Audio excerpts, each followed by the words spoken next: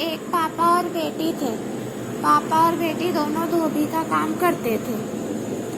मतलब पापा कपड़े धोते थे और उनकी बेटी उनकी हेल्प कराती थी कपड़े धुलवाने में।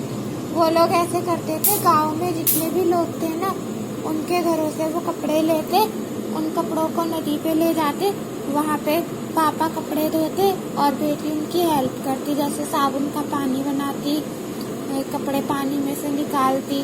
दोनों मिलजुल कर कपड़े धोते। कपड़े धोने के बाद उन्हें घर ले आते, घर लाकर उन्हें प्रेस करते, गिन गिन के रख देते और फिर उन्हें सबके घरों में पहुंचा देते। ये काम करके वो पैसे कमाते थे। मेहनत से काम करते थे और मेहनत से पैसे कमाते थे। उनकी बेटी ना हमेशा अपने पापा से ना एक सवाल पूछती थी, क्योंकि उनकी बेटी के पास बस 2 ही जोड़ी कपड़े थे जिन्हें वो रोज पहनती थी। और जब वो रोज इतने सुंदर सुंदर कपड़ों को देखती थी धोते हुए, तो उसका मन में आता था कि काश मेरे पास भी ऐसे कपड़े होते। और वो कई बार अपने पापा से ये सवाल पूछ चुकी थी कि पापा, क्या आप मुझे भी ऐसे कपड़े दिलाएंगे, ऐसी ड्रेस दिलाएंगे, ऐसे कलर के कपड़े दिलाएंगे। जो भी ड्रेस उसे पसंद आती थी धोते हुए, उन कपड़ों के बारे में वो अपने पापा से कहती कि पापा, आप मुझे भी ऐसे कपड़े दिला दोगे क्या। लेकिन उसके पापा कुछ भी बोलते नहीं थे, हमेशा चुप रह जाते थे, क्योंकि उनके पास कोई उत्तर नहीं था इस सवाल का। तो लेकिन उसका मन बहुत करता था कि वो ऐसे कपड़े पहने, पर उसके पापा दिला नहीं पाते थे। तो उसने कुछ सोचा। वो हमेशा ऐसे करती, हमेशा नहीं करती थी, कुछ बार उसने ऐसे करना शुरू किया कि जब उसके पापा घर पे कपड़े ले आते और जब वो लोग कपड़ों को प्रेस कर लेते, और प्रेस करने के बाद उसके पापा तो सो जाते थे रात को, और उन्हें कपड़े देने होते थे सुबह सुबह।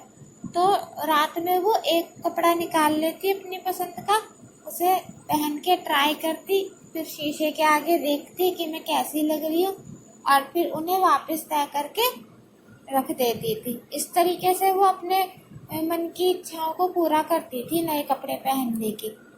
वो ना ऐसा अब आए दिन करने लगी थी। उसका करते करते ना उसका और मन करने लगा कि मैं हर ड्रेस को पहन के देखूं। तो जब भी उसका मन करता ना कोई अच्छी ड्रेस पहनने का, वो ऐसे ही करती। जब भी वो कपड़ों को धो के और प्रेस करके रख देते तय करके, तो और जब रात को उसके पापा सो जाते, तो वो कपड़े पहन के शीशे में खुद को देख लेती कि मैं बहुत अच्छी लग रही हूँ। इस तरीके से उसका मन की इच्छा उसकी पूरी हो जाती थी। तो एक बार की बात है, वो गांव के ना एक लेडीज होती है गांव की, बहुत अमीर सी होती है। उनके यहाँ पे से कपड़े ले जाने होते हैं उनको धोने के लिए, दोनों पापा बेटी को। तो वो कपड़े ले जाते हैं, गिन कर ले जाते हैं। वो कहती हैं कि आप कपड़े ना गिन कर ले जाओ और गिन कर दे जाना। वो गिन के ले जाते हैं। उनके कपड़े बहुत ज़्यादा खूबसूरत होते हैं। तो वो कपड़े धो देते हैं और धोते धोते ना उसे बहुत अच्छी ड्रेस दिखती है, ब्यूटीफुल सी ड्रेस दिखती है। तो वो अपने पापा से कहते हैं कि पापा, आप मुझे ऐसी ड्रेस दिला दोगे क्या। तो उसके पापा कुछ कहते नहीं है, चुप रहते हैं। उसके पापा वैसे ही चुप रहते हैं। तो वो सोचते हैं कि चलो ऐसे ही करती हूँ जैसे मैं पहले करती थी।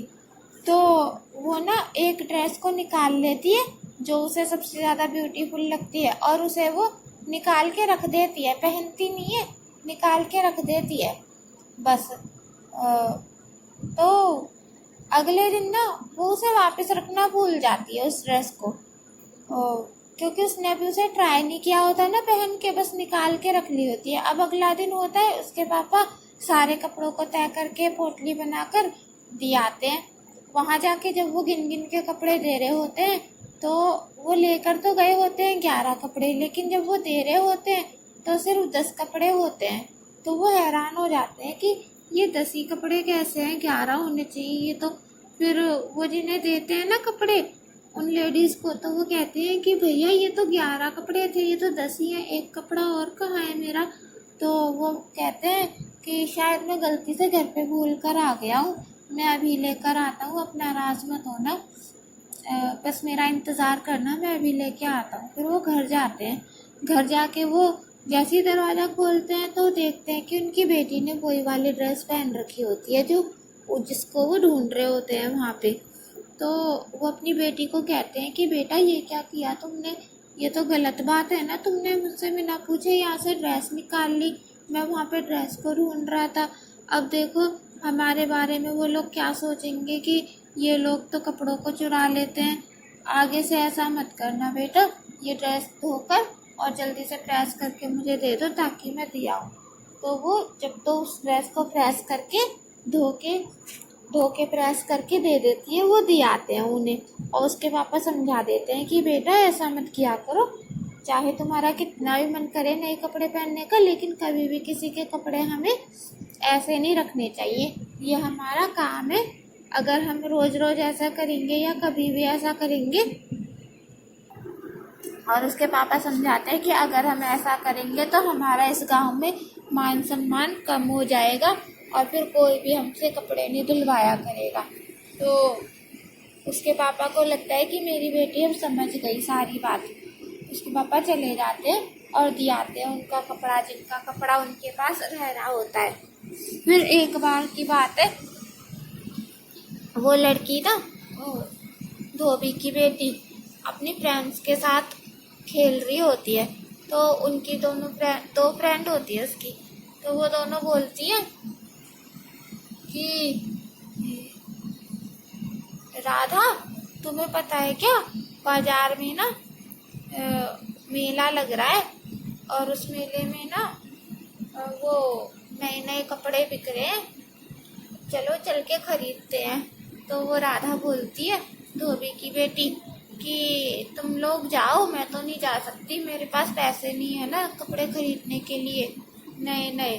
तो फिर वो दोनों कहती हैं उसकी फ्रेंड्स कि तो क्या हुआ, पैसे नहीं है तो तुम्हारे पास कोई पुराने कपड़े होंगे ना, तुम पुराने कपड़े ले जाओ, और वहाँ पर ना पुराने कपड़ों को बेचने की दुकान भी है, वो लोग पुराने कपड़ों के बदले पैसे दे देते हैं, तुम पुराने कपड़ों को बेच दो और उनसे पैसे लेके नए कपड़े खरीद लो अपने लिए। तो बस 3 जोड़ी कपड़े चाहिए उनको बेचने के लिए। तो राधा कहती है लेकिन मेरे पास तो 3 जोड़ी कपड़े हैं ही नहीं ना, मैं बेचूंगी कैसे, मेरे पास तो खाली 2 ही कपड़े हैं जिन्हें मैं रोज पहनती हूँ, तो 3 कपड़े तो है ही नहीं, तो कैसे बेचूंगी मैं कपड़ों को। तो ना राधा की एक फ्रेंड बोलती है कि अरे तुम भी क्या बात करती हो कि तुम्हारे पास कपड़े नहीं है पुराने, तुम्हारे पापा तो धोबी है ना, तुम्हारे घर तो रोज 100 150 कपड़े आते होंगे धुलने के लिए, उनमें से 3 कपड़े निकाल लो पुराने वाले बस और उन्हें बेच आओ, किसी को क्या पता चलेगा। तो उसे ना राधा को अपने पापा की बात याद आती है कि दोबारा से ऐसे गलती नहीं होनी चाहिए कपड़ों को लेने की।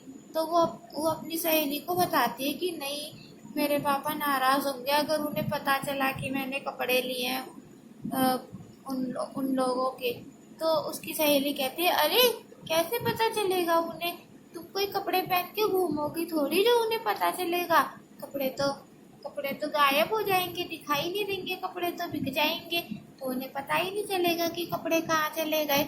तो राधा उनकी बातों में आ जाती है इस तरीके से। और वो जब उनके घर में कपड़े धोने के लिए आए होते हैं, तो कपड़े धोने के बाद प्रेस करने के बाद जब कपड़ों की पोटली बांध चुके होते हैं उसके पापा और सो जाते हैं, तो वो 3 कपड़े निकाल लेती है उनमें से, और अगले दिन सुबह सुबह उन कपड़ों को जाके बाजार में बेच आती है और बेचकर अपने लिए नए कपड़े ले आती है और उन नए कपड़ों को अपने घर के बगीचे के अंदर छुपा देती है ताकि किसी को दिखे ना।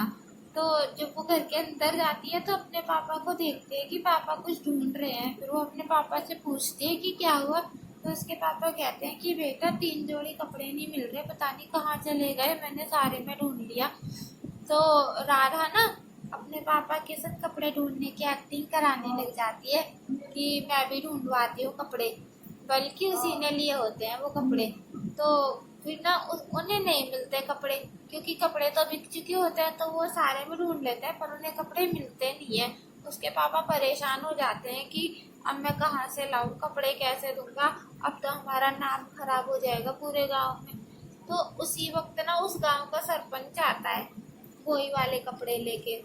वो उनके घर के अंदर आके कहता है कि रामू इधर आओ, ये देखो क्या है। तो वो देखते हैं, वो कहते हैं अरे ये तो वही कपड़े हैं जो मिल नहीं रहे थे सुबह से इतनी देर से, आपको ये कहाँ से मिले। तो सरपंच कहता है कि मुझे ये गांव के बाजार में से मिले हैं, वहाँ पे ये उस दुकान पे रखे हुए थे जहाँ पे पुराने कपड़ों को बेचकर पैसे दिए जाते हैं। और फिर वो गांव वालों को बुलाते हैं। सरपंच कहते हैं गांव वालों देखो जरा, ये धोबी कैसा है, कितनी चालाकी करता है ये। हमने जो कपड़े इन्हें धोने के लिए और प्रेस करने के लिए दिए थे ना, उन कपड़ों को ये बेच देते हैं बाजार में जाकर जहाँ पे पैसे मिलते हैं इन्हें। और ये तो हमारे कपड़े बेच बेच के पैसे कमा रहे हैं। इन्हें कोई भी ना इन्हें अपने कपड़े मत दिया करो, ना धोने के लिए ना प्रेस करने के लिए, वरना ये तुम लोगों के कपड़े भी बेच देंगे। और फिर वो सॉरी मांगता है, धोबी होता है ना, वो सरपंच से सॉरी मांगता है कि सॉरी आगे से ऐसी गलती नहीं होगी। तो वो सरपंच कहता है कि तुम्हारी गलती नहीं है, ये मुझे पता है, ये तुम्हारी बेटी ने करा है सब कुछ। मैंने वहां जाकर पूछा ना कि ये कपड़े तुम्हारे पास कहाँ से आए दुकानदार से, तो उन्होंने कहा कि एक लड़की देकर गई है ये कपड़े मुझे, छोटी सी लड़की, और वो पैसे लेके गई है इनके बदले। तो तुम्हारी गलती नहीं, तुम्हारी बेटी की गलती है। और इससे ये पता चलता है कि तुमने अपने बच्चों को अच्छे संस्कार नहीं दिए। तुमने अपने बच्चों को ये नहीं सिखाया कि किसी का सामान ऐसे बिना पूछे नहीं लेना चाहिए, किसी के सामान को चुराना नहीं चाहिए, किसी के सामान का गलत इस्तेमाल नहीं करना चाहिए। अब तुम पे कौन विश्वास करेगा आगे से। फिर वो अपनी बेटी से कहता है कि बेटा देखो अब हमारा कितना नाम खराब हो रहा है। फिर उसकी बेटी को अपनी गलती का एहसास होता है। फिर वो सॉरी बोलती है और कहती है कि मैं आगे से ऐसी गलती कभी नहीं करूँगी, चाहे मेरे मन में कितनी भी इच्छा हो नए कपड़े पहनने की, लेकिन मैं ऐसे नहीं करा करूँगी, बिना पूछे कपड़े नहीं लिया करूँगी, किसी और के कपड़े लिया ही नहीं करूँगी।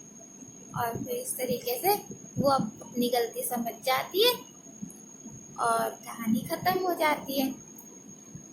इस कहानी से हमें क्या शिक्षा मिलती है कि जब भी हमारा मन करे ना कि ये भी मिल जाए वो भी मिल जाए, तो हमें अपने मन पे कंट्रोल करना चाहिए और कभी भी दूसरों की चीज़ों को अपना नहीं बनाना चाहिए, ना चुरा के ना वैसे, ठीक है। और जब बड़े किसी बात के लिए मना करें ना तो मान जाना चाहिए।